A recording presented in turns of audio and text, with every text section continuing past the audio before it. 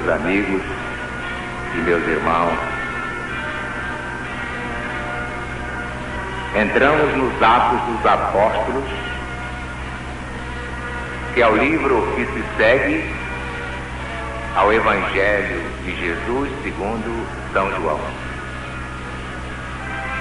Este livro, muita gente ignorava quem o tivesse escrito. E, entretanto,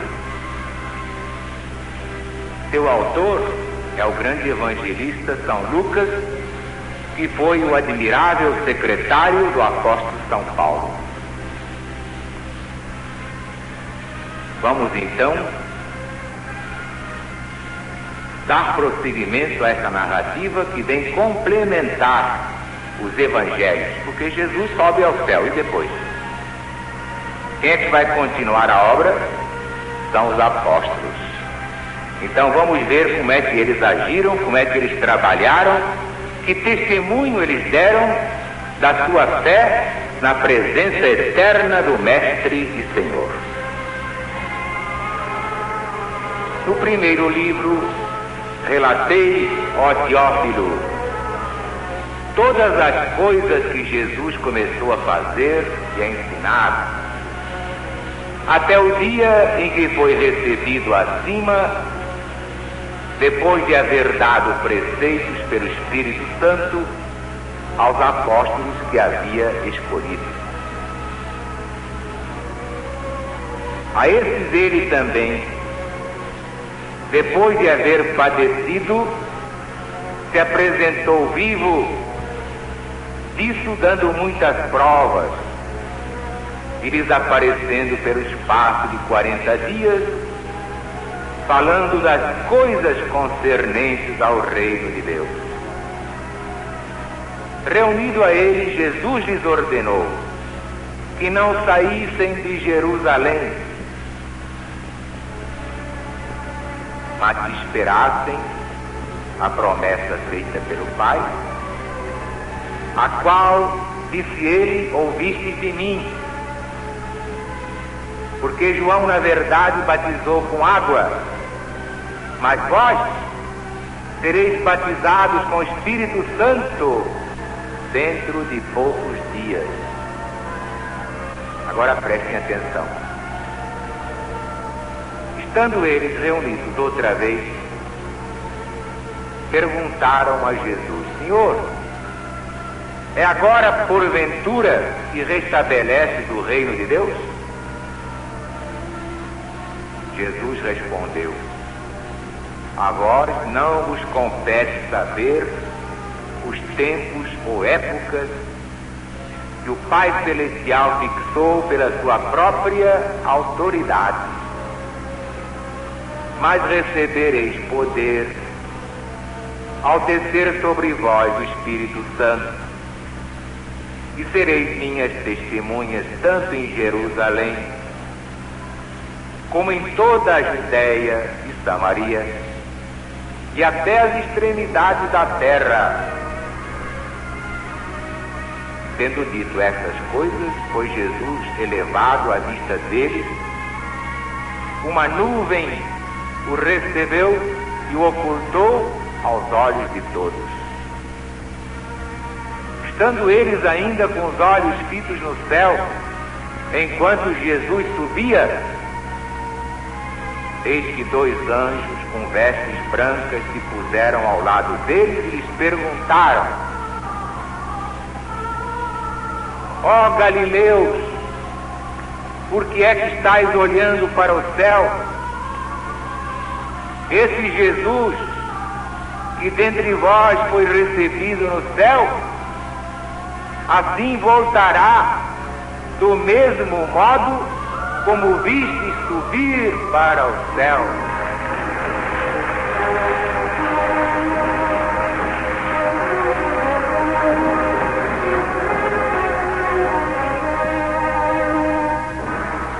Eis aí como tem início a narrativa dos Atos dos Apóstolos, que Jesus veio cumprir a sua missão trazer o Evangelho de Deus. Trouxe. Mas não bastaria pregar, teria que exemplificar.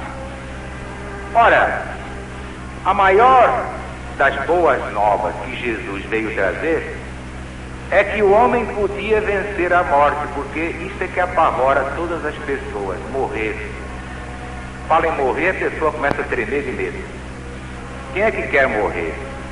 Só quando está os macaquinhos no sótão, então faz uma loucura numa hora de privação ou perturbação dos sentidos. Nessas horas ansiadas que todos têm que enfrentar, é que os obsessores baixam para levar a pessoa ao suicídio. Vinganças, porque todos nós temos inimigos. Quando não são justificados, são gratuitos. Muita briga de marido com mulher, começa pequenininha, vai crescendo, crescendo, aumentando, aumentando.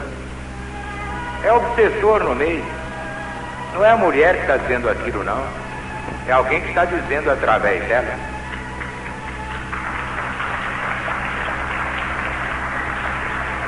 Muita coisa que o marido diz contra a sua esposa, não é ele não, é o obsessor que está lá instalado, bancando o ventríloco, utilizando o pobre do marido. E assim, irmã com irmão, assim, irmã com irmã, filho com mãe, filha com pai, qualquer desinteligência nunca está sozinha.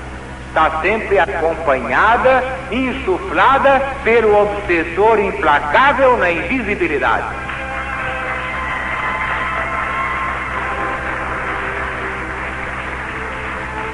Daí a advertência tão continuada de Jesus: orar e vigiar. Eu vos mando orar e vigiar, para que não caiais em tentação. O que é tentação? É o pecado, é o erro, é o crime. Pode resultar em morte, em suicídio, pela tentação daquela hora. Muito negociante, numa hora negra, quis se matar, se botar fogo no prédio. Quem é que não passa por isso? Mas se ele tem a proteção divina, ele diz: não, eu vou esperar mais um pouco. Se Deus está comigo, ele vai me salvar. E daí a 2 dias faz um bom negócio e salva a empresa. De modo que esta é que é a palavra que nós repetimos, recebida pelo próprio Senhor. Não desanimar. Foi com este lembrete, não desanimar, que ele contou a parábola do juiz iníquo. Aquele juiz ateu, não acreditava em Deus, não respeitava ninguém, e era venal ainda por cima. Pois bem, havia uma viúva que tinha lá uma causa para esse juiz julgar, dar um despacho saneador, não dava. Mas a viúva tinha fé e sabia perseverar. Então todo dia estava lá: defende-me do meu adversário, julga a minha questão, eu sou inocente, eu tenho direito, defende-me do meu adversário, defende-me do meu adversário, e não arredava a fé.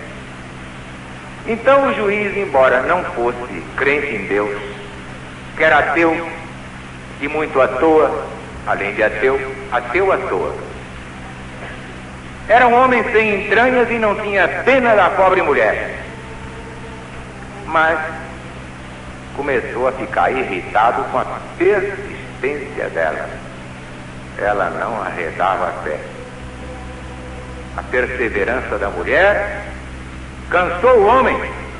Então, para se livrar dela, ele só tinha um jeito: julgar a questão. E julgou. Então ela ficou satisfeita. Para que ia ver mais a cara daquele bandido? Nunca mais voltou. Então Jesus disse: se um homem nessas condições, um ateu à toa, é capaz de fazer justiça para se livrar de uma pobre viúva, então Deus, que não é à toa nem ateu, que essa bondade infinita Não vai amparar os seus filhos na hora em que ele clama pelo Pai?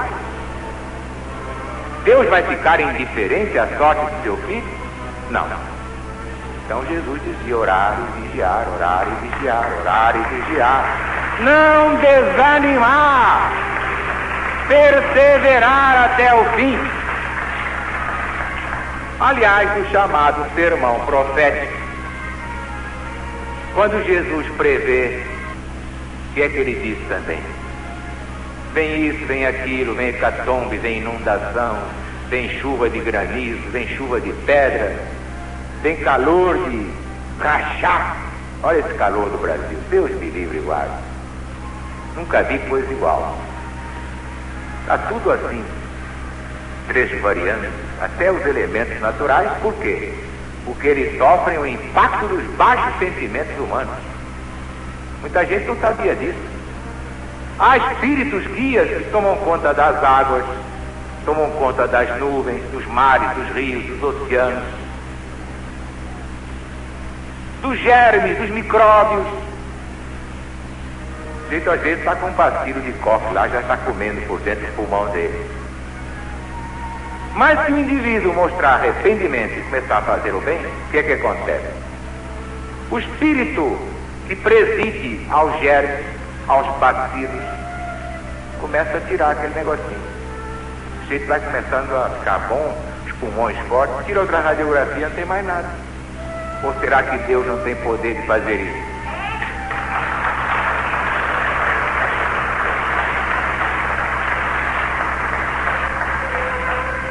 Pois bem, de todas as boas novas que Jesus veio trazer, evidentemente a maior de todas é esta: a morte não existe.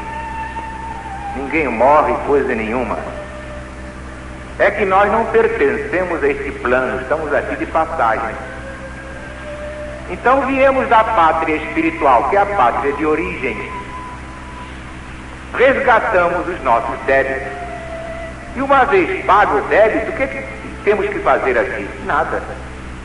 Então cada um volta para de onde veio. Veio de lá, volta para lá. Então morreu? Não, mudou de plano. E a roupa que se chamava corpo físico vai se transformar em outros seres, em outros elementos, porque a morte não existe em parte alguma do universo. Vejam bem, até o cadáver vai se transformar em seres vivos. Vejam a grandeza de Deus.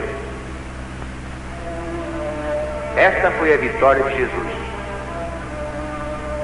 A vitória das vitórias, a vitória por excelência. Jesus venceu, Jesus derrotou a morte.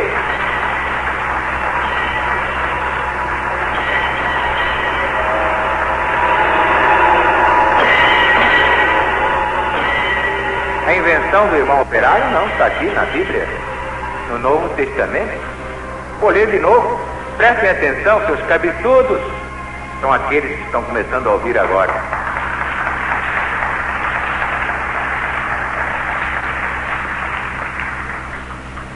Vejam só, hein? Eles, estando reunidos outra vez, perguntaram a Jesus: Senhor, é agora que restabelece o reino de Deus?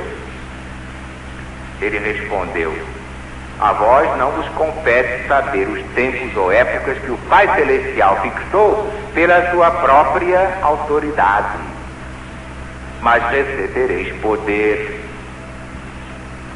quando descer sobre vós o Espírito Santo, e sereis minhas testemunhas, tanto em Jerusalém como em toda a Judéia e Samaria, e até as extremidades da terra, do planeta Terra. Tendo dito essas coisas, Jesus foi subindo à vista deles. 500 galileus de olhos desse tamanho, apavorados vendo Jesus subir. Uma nuvem o cercou e ele sumiu diante dos olhos dos galileus. Mas, diante do espanto daquela multidão, que 500 pessoas naquele tempo constituíam uma imensa multidão. Grande multidão já eram 200. Uma grande multidão, nós íamos contar, eram 200. 500 então era uma multidão imensa. Então os anjos, dois varões de vestes resplandecentes, vendo aquela gente toda de olhos esbugalhados, olhando para o alto, Jesus subindo ao céu, o que é que os anjos disseram aos galileus? Está aqui, por favor, capítulo 1 dos Atos dos Apóstolos, versículo 11. Ó Galileus, por que estáis olhando para o céu? Esse Jesus, que dentre vós foi recebido no céu, assim voltará do mesmo modo como vós o vistes subir ao céu.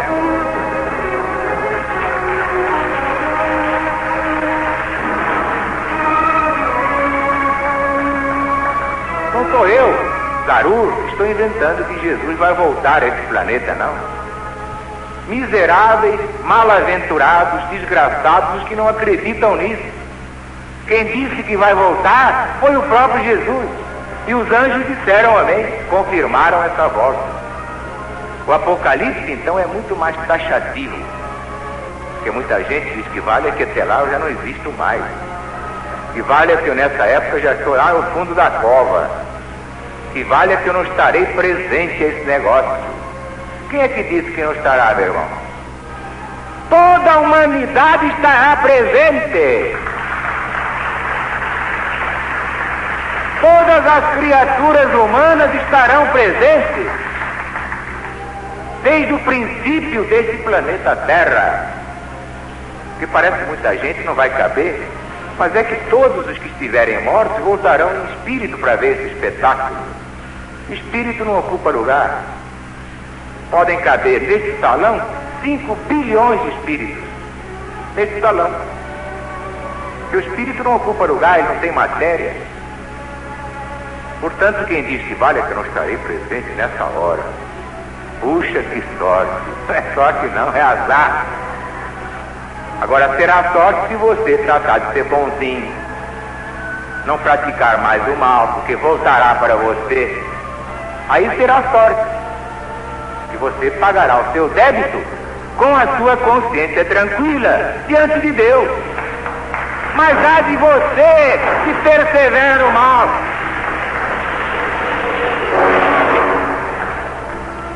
Ai daqueles que perseveram no mal. Mas aqueles que a tempo abriram os olhos, conheceram a verdade e ela os libertou, esses só praticam a bondade, só praticam o bem. Como disse Jesus, juntam tesouros no céu, porque ninguém é dono de nada. Muita gente está pensando aí que vai levar os palacetes, vai levar aquelas contas que tem na Europa, contas em bancos fortes, caixas fortes. Não vai não. Não vai levar nem o corpo. A pessoa não é dona nem do seu próprio corpo. Deus emprestou a cada um corpo para evoluir. Mas o corpo pertence a Deus. Porque às vezes a gente vem aconselhar uma moça de ouro mole, não faça isso, não mercadeje o seu corpo. Ora, eu faço do corpo o que eu quiser, o corpo é meu. Não é não, senhora. O corpo é de Deus e você vai dar conta disso. Ninguém pode comercializar o seu próprio corpo, porque diz São Paulo é o santuário de Deus. Não pode não. Mude de vida já e Deus ajudará você a se elevar. Ninguém precisa se prostituir para ganhar dinheiro. Isso é conversa de gente que não quer trabalhar.